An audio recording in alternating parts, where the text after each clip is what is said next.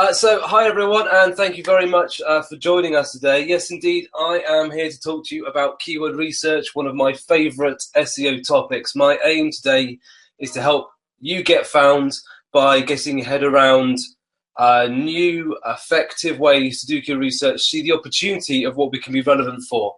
I have got 15 ways I want to share with you on how to expand and increase your keyword opportunities. And these are tools I've used myself over the past several years in different campaigns to really help improve their content reach. It's all about trying to understand our audience's needs, problems, and questions. It's no secret that keyword research can be the most important part of an SEO or content campaign, not just for PPC. The keywords tell us what our audience wants, who our competition is, what we need to build. But cooking up fresh opportunities isn't always easy. So I wanted to put together 15 different ways you can expand your keyword horizons. Inspiration points for new keyword topics, if you will. Now, as this is all part of the lovely, wonderful, huge digital Olympus conference event, please feel free to ask any questions. My user handle for Twitter is @PageSource, and of course you can ask any questions using hashtag digital Olympus, which I often type in correctly, but hopefully you guys won't. But before we begin, a little bit about myself, of course, or to introduce myself. My name is Charlie Williams, as I was already introduced, and I work at an agency called White.net, a digital marketing agency in Oxford. I've been lucky enough to work in SEO for over 7 years now, since somewhat falling into it by chance, having worked in radio and music retail and various different things.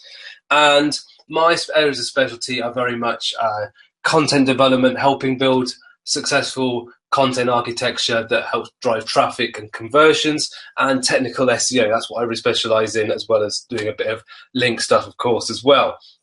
So on to the talk then. How can we get going with keywords? I think it's important to remember the keywords are at the core of SEO work. They decide the content we make, our competition, who we're going against for that keyword, even our customers based on their search preferences.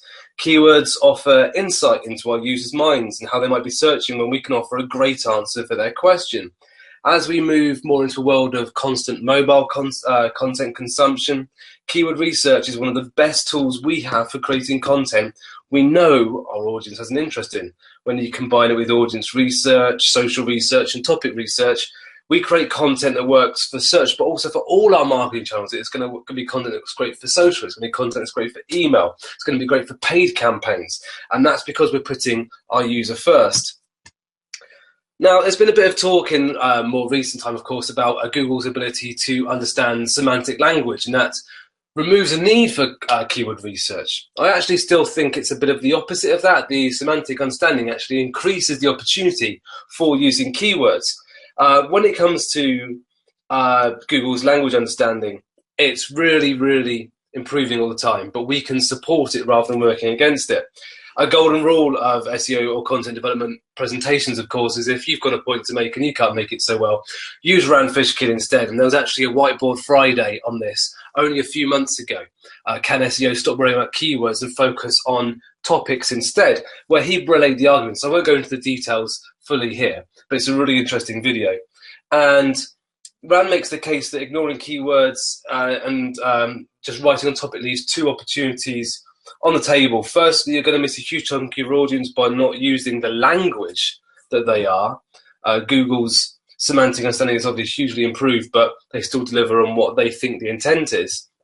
And if you're using different language to our audience, you might not even be writing for that audience. That's a second point. You might not even write for that audience because you're not realizing all the different angles they might be asking about your area of specialty, the stuff you want to know. So you're denying yourself some opportunities to find new things, new ways to add depth, and new topics you can write about within your core main area if you don't actually use keyword research. In fact, that's what I think makes keyword research really exciting right now. We're at the point that we can use keywords not just for on-page optimization in the old style fashion, but as a genuine audience research method to find in depth what we should be writing about. They are the foundations that offer insight into our users' minds, if you will, and how they might be searching when we can offer that great answer to the question their search is. So by combining what keyword with an understanding of our audience, we can build better content. Content understands what our audience is looking for, and this affects all our SEO work, not just on page optimization. And it's not just personas and content, even at a technical SEO, planning a site's architecture, the URL structure. All of this is actually based on understanding the way our audience wants to search for, understand, and buy or consume our product online. All the different personas that come to your website here, I've got users, influencers, and Google itself. All of the different personas who may come to across our content, we can understand that a bit better by understanding the different ways they search for it. And this is getting to be actually quite important right now because there's more competition in our online space than ever before. So being able to find the different things an audience is looking for gives us new chances to earn traffic. You can see I'm going to talk today on the topic of coffee machines. We recently bought a coffee machine in our office. There was something I actually started doing some searches around, noticing things, and I thought it was quite a good topic for doing some keyword research and just doing some basic terms for it. They're all interpreted by Google as commercial, so they're full of adverts. 4 PPC ads above the fold at the top of the page, a whole Google shopping section on the right hand side. There's not much organic space anymore. So the more ways we can find to attract audience at different stages, we've got to give ourselves less times that we're competing directly with other advertising methods and so on, which is quite helpful. I also think it's quite cool because this is actually what Google's looking for. There's an advert they're running a lot at the moment. I'm seeing all over, especially on mobile, which this advert's taken from, where they're showing different scenarios and how you can be there at the moment. They need a business like yours, and it's an advert for Google AdWords. And keywords let us just do exactly that. They allow us to put ourselves in front of the audience when we can help solve a need. This advert tells us the reason we want keywords. When it boils down to it, this is what SEO is trying to do. Get ourselves in front of the audience at the right time, at the moment they're looking to buy or to consume, or that we can help them in some way. And Google themselves have written a lot about this, the idea of micro moments. There's a really cool article a little while ago, a couple of weeks ago now, on Search Engine Land about the importance of micro moments. This is focusing mainly on mobile, but the principle is true, obviously, very much on all platforms. Being there at the moment is a really interesting bits of information. The whole thing of Google selection on micro moments is well worth the read of your time as well. So the future of keyword research is expanding our horizons. Expansion gives us new topics, so we're considering the entire buying cycle, no matter where our audience is actually along in their journey. It leads us to being relevant for more of our potential audience because we're actually thinking in a larger way, covering more of our topic, and that obviously is potentially more traffic, which is always good. We can understand the intent of the search, creating the right kind of content to appear at that moment, whether it's for a product, a supplementary or introductory marketing content kind of page. No matter what we're trying to do, we're relevant for it. And finally, helps us create the content with a depth needed to appeal to Google's desire for EAT, which is the stuff that's from Google's quality rated guidelines. Expertise, authoritativeness, trustworthiness. To appear for those rather large words, you have to be comprehensive. You have to have a depth of understanding. By doing greater keyword research, we know more about our topic, more about what's relevant, and therefore we have more of a chance of being expert in our content. Keywords help us be an expert answer for more search queries and to answer the search query with a depth that users and Google loves, which is great.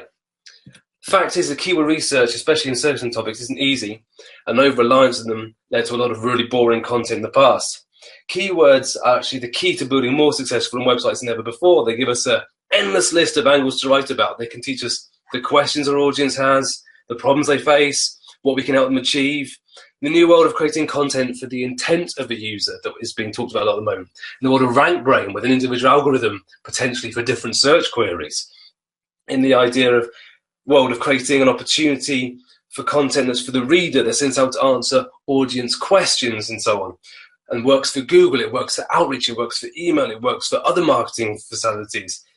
An expansion of keywords not only helps us do that, but it broadens our horizons, and we can use it to create content that frankly doesn't suck.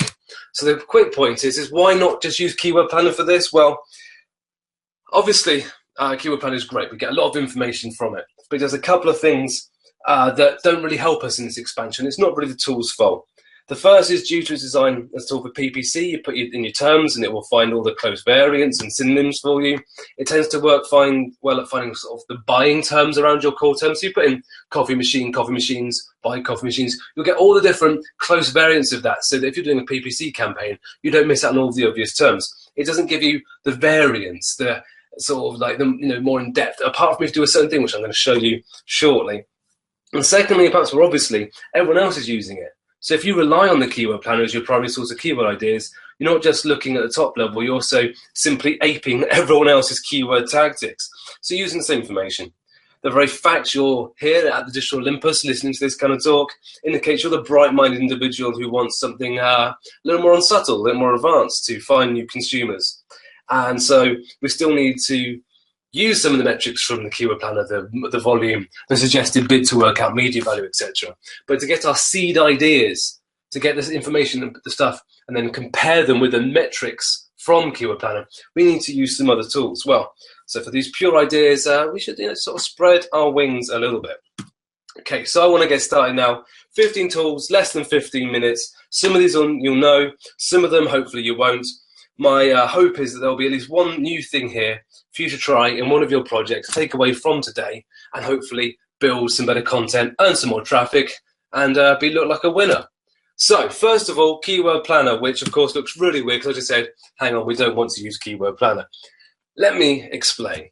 So, if you've got a new topic, something that you are new to researching, could be a new client project, a new product you're selling, something like that, use the competition. Enter a URL that's ranking for that term. So if I put in the term coffee machines into Google here in the UK, John Lewis's website with their electrical category page of coffee machines is ranking. So I put that URL into Keyword Planner. There's a really good article on this by the Advanced Web Ranking blog by Dan Shaw about how Google didn't want to use the Keyword Planner this way. Really, really worth checking out, guys. Really great information in there. So suddenly, I come through to the next page, having put in my URL, and the first thing to do is normally we say, when it comes to the keyword planner, just click on keyword ideas, skip off the ad group ideas. Don't do that when you're doing this method, because what we want to do is the actual ad groups themselves are really great seed ideas, because we're not talking about the individual keywords we're getting. The ad group ideas really show some of the themes that Google thinks is relevant. And that is much more exciting for us when we're doing the seed keyword ideas. You can see here that there's a couple of topics that are very specific on single things, such as bean to cup, cappuccino machine, single coffee. But there's also lots of comparative topics, which would be really good for supplementary content. So things like reviews, best espresso, top-rated coffee makers, etc. These are really interesting for supplementary ideas. Now, if you want to get really cool with this and actually start digging in and making Keyword Planner work a little harder to give you interesting things, use the filters. So here I've done a thing. I want terms that are higher than 1,000 monthly volume and higher than 50p. In suggested bid, 50p is quite high in this sector. And so these are terms that are popular and have commercial intent. In other words, terms that are probably really good for product pages and category pages because they're showing some commercial intent. Okay, that's nice and simple. And if you want to get even more fun with it, do low suggested bids. So terms that people aren't bidding on because they're not really commercial terms, they're more informational terms. If you do that within this little group of terms here, you get a lot of the review terms and things like that, and a lot of comparison ones and what is and how to use a coffee machine and so on. These, again, are great for your content marketing, supplementary content. So by using the filters, we get better ideas and we quickly start breaking down the intent of what those terms might be and how we can use them in our content. Secondly, gap analysis. This is really cool. I love doing this at the beginning of a project. There's a couple of really good articles, one by Jacob King and one on Screaming Frog blog,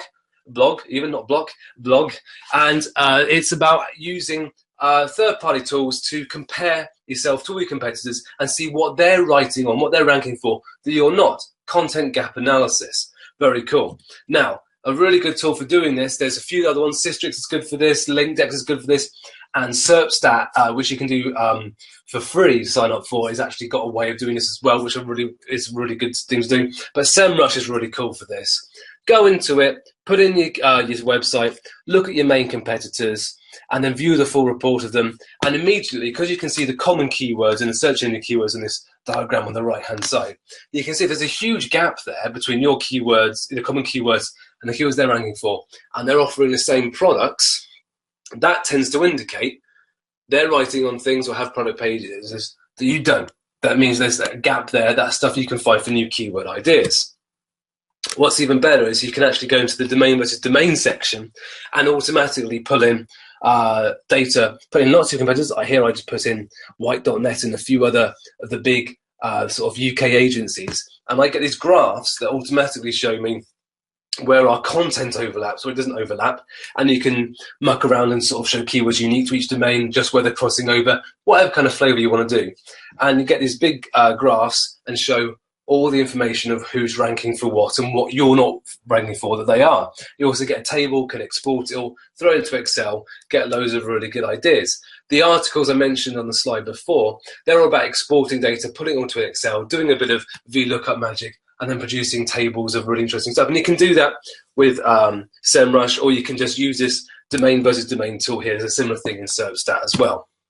So there's the button there, top right corner, export it all, easy analysis, but you can see the basic idea. We've got a table here, and I can quickly in this see what other people are ranking for that I'm not, especially there's something, terms that all my competitors are ranking for that I'm not.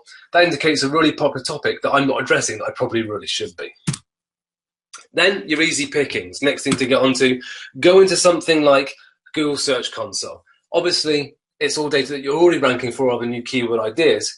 But if you feel, sort of go into the search analytics, easy to say, on the left-hand side, and then look at your clicks, impressions, click-through rate, and position for your keywords, and start filtering and having a play with it, you can find terms you weren't expecting to be ranking for, but are often terms that are closely related to some of your core topics, but you actually haven't got a set page on. Often these are the things that are ranking maybe in the 11 to 30 range, so things that Google thinks you are highly relevant for. In all the world, you're still maybe the 15th best website for it, but you haven't got a specific page. That indicates maybe if you either converted that page or built a new page that actually was about that topic and really talked about and helped your users with it, understand what the intent was, maybe you can use it as C terms, build new pages, and automatically start ranking for some more things. A really good way of increasing your keyword research. Ask the experts is my fourth recommendation to you guys, and one of the well-known ones within my team, but I'm not sure how well it is in the industry. First of all, have you got a sales team? If it's a client or if you're working in-house, have you got a sales team you can go and talk to? If you want to know what people are the common questions are, what things people need answers for, what gaps there are on the website, the sales team are a great place to sit down with the guys, people who interact with the public every single day who are trying to buy your product or service. Ask them what's missing. Customer service team.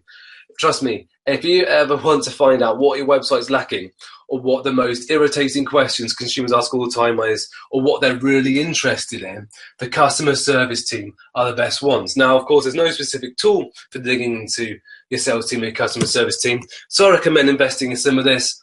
Cost of a couple of cups of coffee, sitting down with these people, mining them for information. You obviously can get a load of great seed ideas we can then throw into our tools later on. Ask the public. Now, if you've got a product or service and you want to sell it directly to the public, there's no better way of finding out some great sort of insight into what really drives them to buy it, which you can then start using as see keyword ideas and how they talk about your product, then asking them directly. Of course, you can do this through a few ways. If you've got some customers ready, ask them to do a survey. Google Forms, free, great way of doing things. And very, very simple to do. There's also Typeform, which is a bit more advanced, but also can be done very cheaply, looks really good. Great way of surveying your audience and finding out information. The other thing you can do is Q&A sites.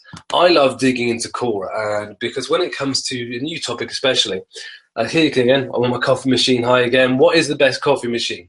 And there's lots of answers in here, lots of recurring themes, which gives you ideas of what people are looking for. It's great keyword seed ideas. But more importantly, you can look at all these questions on the right-hand side.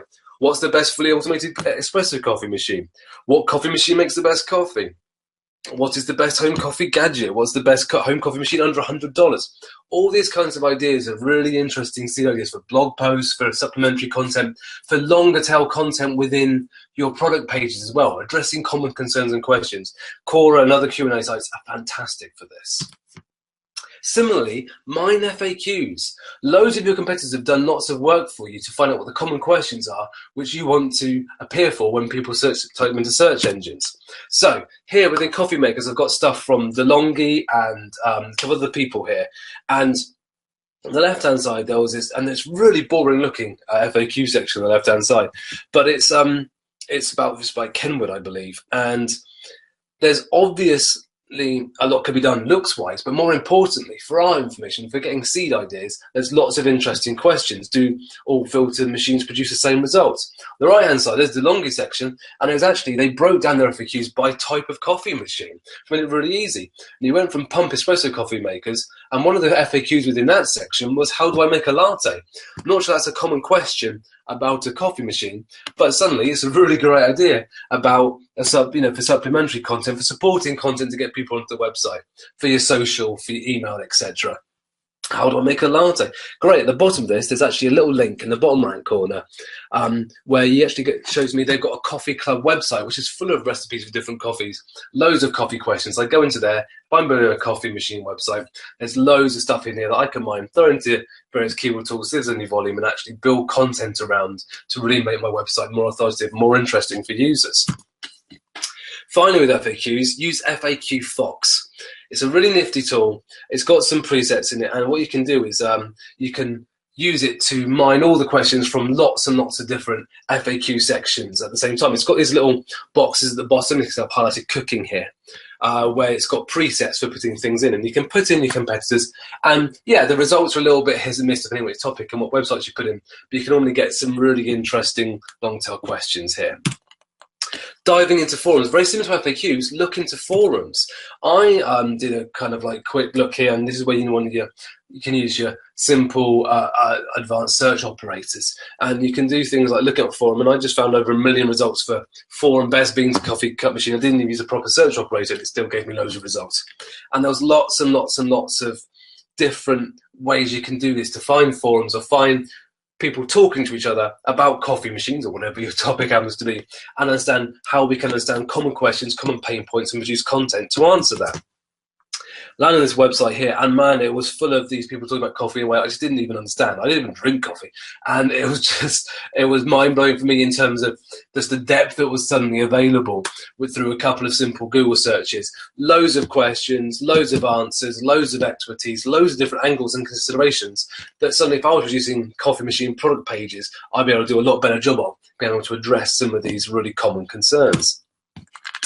Planting some C keywords is my next idea, guys, and this is another really nifty little tool. C keywords. If you've got a situation where you don't know what people search for and you don't know what you want to actually start with in your keyword research, C keywords is really useful because you create your own search query, share it with the people, your work colleagues, your friends, your family, doesn't matter, and suddenly they'll tell you what they would search for if they were asked this question. So suddenly you're getting real long tail, usually, search queries as starting points, which you can then see that actually other people have asked the same kind of thing.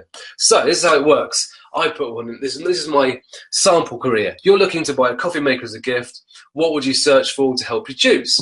Create this scenario, and then I give it to my work colleagues, and they fill in this box here where it says your search phrase, submit it, and they can do it as many times as they want to, lots of different things. I've done this before and suddenly got back up to 100 different variations, and quickly, obviously, you start spotting the patterns, and those patterns you start looking, some of your C keyword terms and do your keyword research around. Really great way of getting started with your research. Wikipedia. Wikipedia, this font of all knowledge according to humankind, apparently. Now, it's really cool. There's a couple of things you can do. So I put in coffee machine, redirected me to coffee maker. So the first thing is you can just read the articles, find the relevant articles, and just by reading through it, you'll start spotting repeated terms, obvious questions, etc., that you can use as C keywords. Brilliant. Great way of expanding your keyword vocabulary. Now, the contents little box towards the top is really cool as well, because these subheadings, the sort of breakdown of the page, often those are really good things to actually throw into a C keyword. So electric drip coffee makers, French press, all these things are really cool. And there's always a See Also section, plus references and external links, which gives you more pages to do as well. So, next thing to do is when you're on the page is to use an extension such as the SEO Quake extension. I think the WooRank extension for Chrome does as well. There's loads for Firefox as well.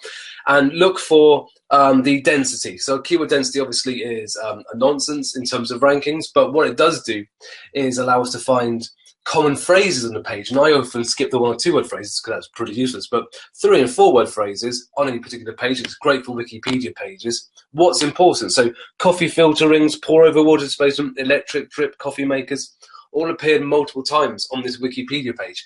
Are these seed terms I should be exploring more and finding out? Another great source of information. Then throw that Wikipedia page, just as point number one, I threw my competitions page into Keyword Planner, throw the Wikipedia page into Google's Keyword Planner, and again, look at the ad group ideas. Lots and lots of seeds here for you to expand your research. Searches related to, oh, skip one, sorry guys.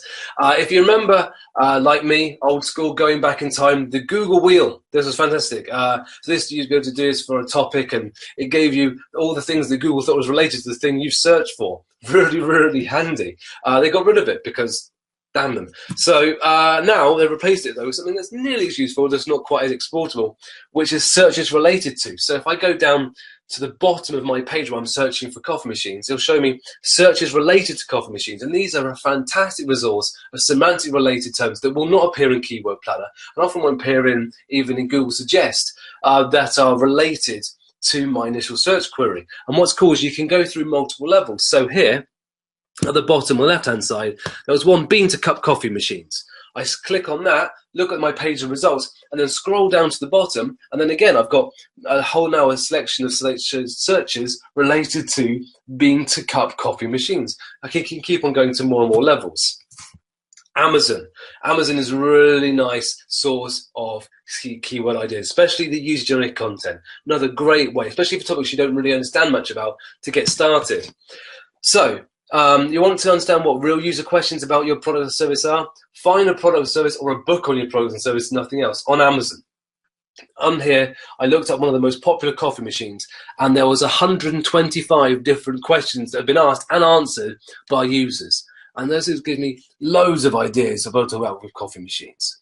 Also, the reviews are really good. This review here was done earlier this year, and it was a really interesting review, but also really useful because it showed pros and cons of the coffee machine in question. If I was writing a product page about this coffee machine in question, I just have loads of things to write about here for really great benefits, but also just giving you lots and lots of ideas about things to search for related to coffee machines by looking at some of those popular products and then seeing what people are talking about, both questions and their reviews.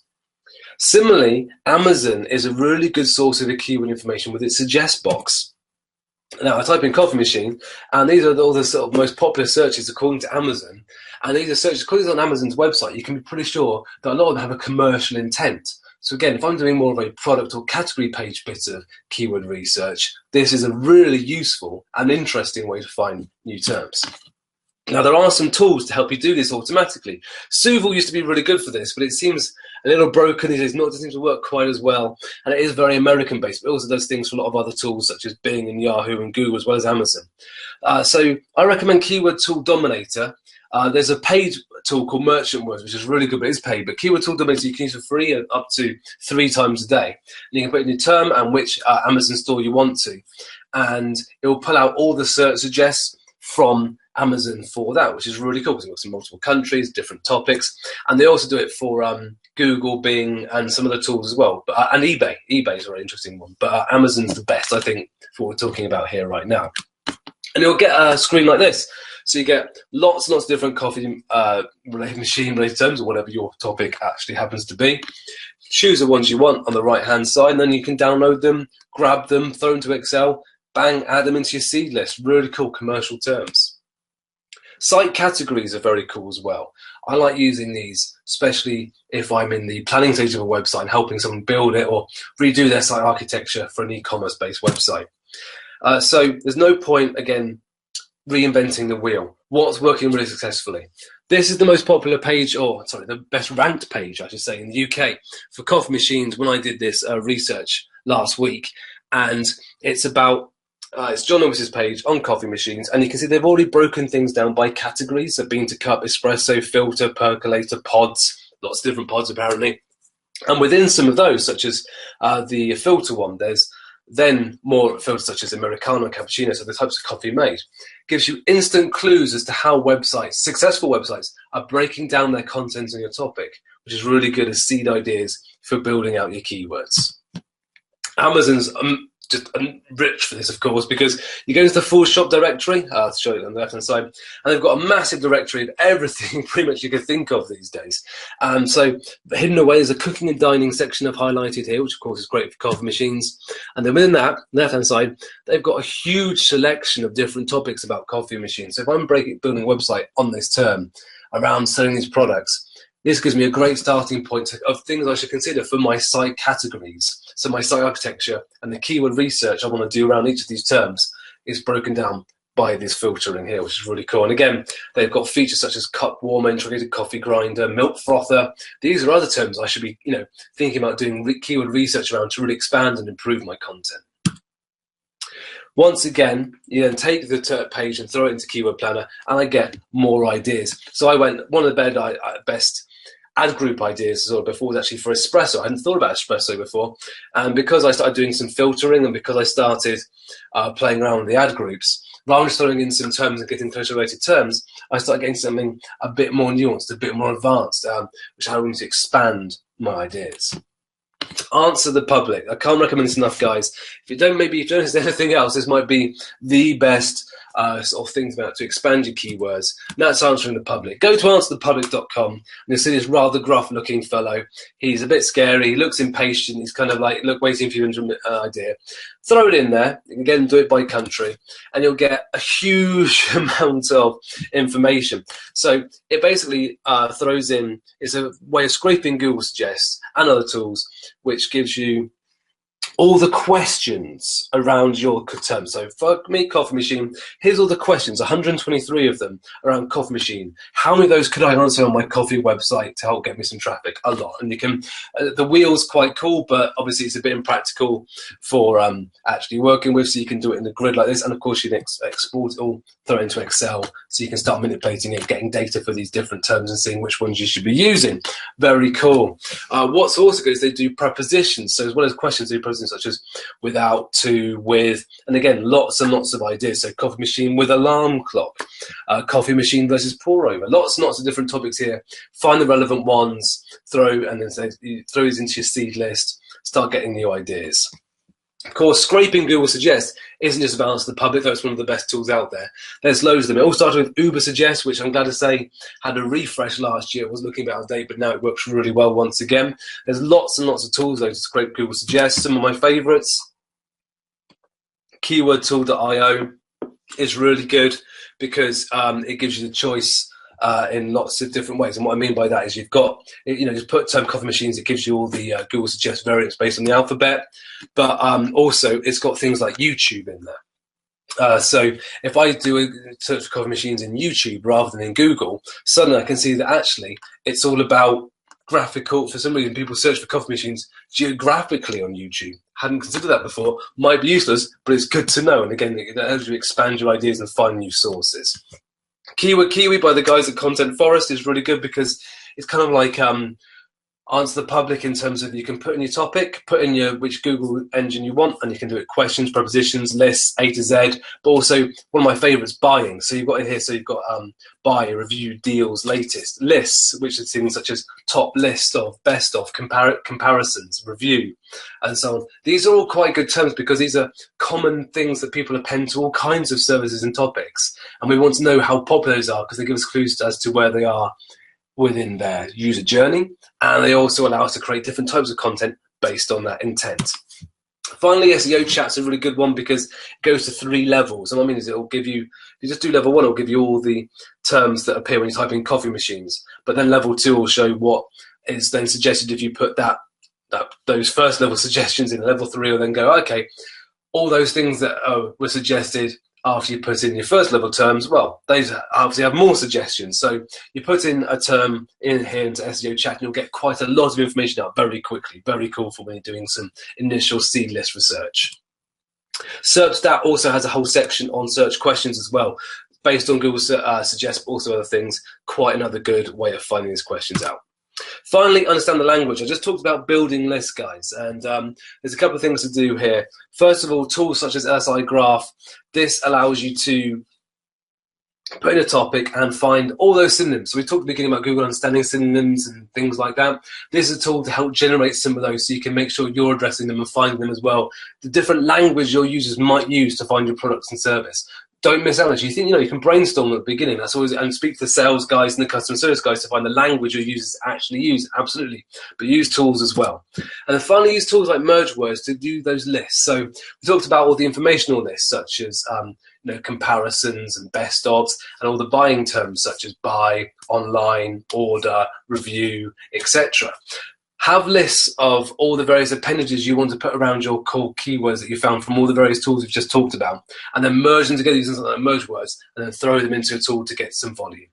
Putting these lists together is a way to quickly build out your seed list without having to reinvent the wheel every time, because you've already got the kind of appendages saved somewhere. Finally, as a bonus, guys, once you've got your seed keyword list, go nuts, use some tools. There's lots of tools that really expand your ideas. Keyword Snatch is a paid one that lots of people recommend. I love Term Explorer. The unfortunately named Keyword Shitter and Keyword Shitter Pro are also very good at this. You throw in terms, you can literally walk away for 10 minutes and it will just churn out ideas and ideas and ideas. In 5 minutes, well, less than 5 minutes, I put in coffee machine, coffee maker, and I discovered 1,148 keyword variants of this. And yes, you need to put in some filters to cut this down, because otherwise you'll spend a long time going through massive sort of CSV files and removing things. But very quickly, once you've got your, let's say, 30, 40 seed ideas from all the tools you just talked about that you're really strong on for the section you want to work with, throw them in a tool like this and explode your list and get lots and lots of ideas. They work by you putting in good seeds, though. You have to do the seeds in the first place. Once you've got them, throw them in a tool like this and you'll get lots of stuff. Okay, so that's it from me today, guys. Thank you very much for your time. I really appreciate you tuning in. It's been a pleasure talking to you. If you've got any questions, feel free, charlie@white.net. Hit me up on Twitter @PageSource. You can download these slides right now at bit.ly/Olympus-keywords. And I'll hopefully speak to you again very, very soon. Thank you.